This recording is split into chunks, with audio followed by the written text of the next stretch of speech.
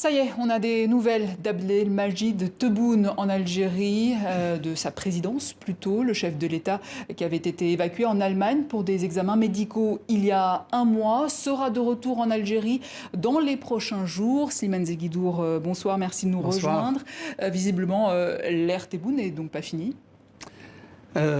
Abdelmajid Tebboune, en tant qu'homme, en tant que citoyen, n'est pas fini et c'est plutôt une très bonne nouvelle qu'on apprenne, selon le communiqué de la présidence, qu'il est tiré d'affaire.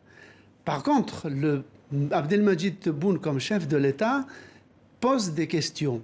En ce sens que le communiqué de la présidence, vous disiez tout à l'heure qu'il était hospitalisé en Allemagne depuis un mois. Depuis un mois, on a eu très peu d'informations, toujours elliptiques.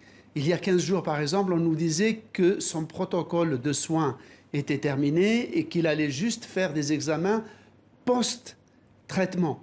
15 jours après, on nous dit, écoutez bien, il a quitté l'hôpital où il était, à Berlin, sans qu'on ait jamais su de quel hôpital il s'agit, et il va regagner le pays dans quelques jours. Mais entre-temps, il est où? Il n'est plus à l'hôpital, nous dit-on. Mais il ne rentrera dans le pays que dans quelques jours. Mais la population non plus n'a pas cherché à savoir. Mais alors, justement, vous faites très bien de pointer cette spécificité algérienne, c'est que pendant un mois, ni les autorités ne se sont empressées d'informer le peuple sur leur président. C'est quand même une fonction essentielle dans le pays. Ni la population, ni la presse, la grande presse, ni les ONG, ni les partis politiques, ni l'opposition n'ont frappé à la porte du gouvernement pour en savoir plus. C'est comme si la fonction présidentielle était quelque chose d'accessoire dans ce pays et pas d'essentiel. Pendant un mois, le pays a vécu dans une espèce de blackout complet, ce qui a donné libre cours, évidemment, aux rumeurs les plus loufoques et les plus extravagantes. Mais qui dirige le pays, du coup? Alors, qui dirige le pays? Mais là, les Algériens sont habitués à vivre avec sans un président aux commandes. Déjà depuis 2014 à peu près, depuis la maladie de l'ex-président Bouteflika, le pays fonctionne un peu en apesanteur politique, sans véritable direction. Donc c'est un bus qui roule sur la route, mais il n'y a pas de feuille de route, il n'y a pas de grandes décisions qui sont prises. Pensez par exemple là, le projet de nouvelle mouture de la Constitution qui a fait l'objet d'un référendum le 1er novembre dernier. Eh bien, elle a été votée avec un taux d'abstention record depuis l'indépendance. Néanmoins, cette Constitution est en apesanteur car elle ne peut entrer en vigueur que si elle est signée par le président de la République lui-même.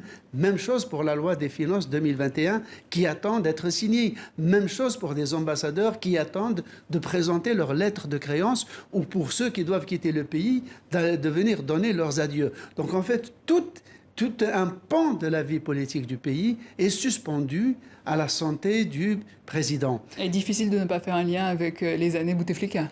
Oui, non seulement de ne pas faire un lien avec l'expérience de plusieurs années avec le président Bouteflika, mais une question, comme je l'ai dit, c'est une très bonne nouvelle qu'il soit remis, mais la question est légitime.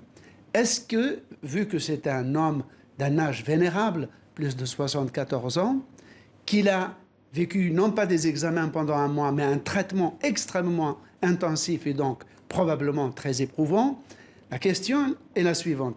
Est-ce que le président Abdelmajid Tebboune mettra-t-il combien de temps pour récupérer toutes ses facultés intellectuelles et son énergie pour reprendre pleinement et l'exercer pleinement sa fonction de chef de l'État? On verra cela. L'actualité algérienne, Slimane, c'est aussi le procès de l'opposant Karim Tabou, figure majeure du Hirak.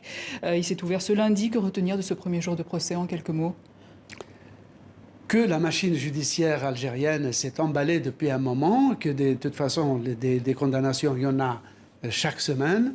Ce qu'on peut dire, c'est que Karim Tebboune est une des figures du Hirak, pas un leader, parce qu'il n'y a pas de leader. C'est une des figures, c'est quelqu'un qui est notoirement connu pour sa pondération, donc ce n'est pas une tête brûlée, ce n'est pas un bout de feu.